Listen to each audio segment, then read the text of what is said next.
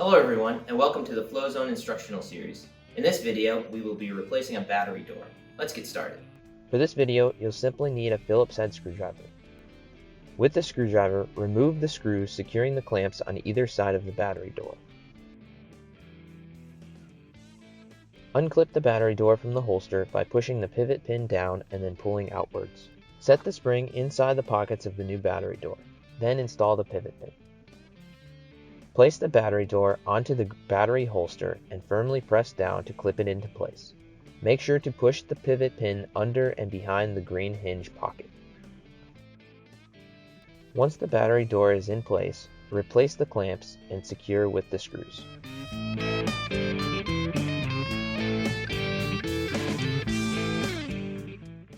Thanks for watching. If you're still experiencing issues with your sprayer, please reach out to our live support team. We are available Monday through Friday from 9 a.m. to 5 p.m. Eastern.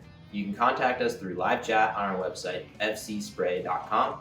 Call us at 803-339-2500 or email us at support@wessel.com. Don't forget to subscribe and check out our channel for other instructional videos and FlowZone content.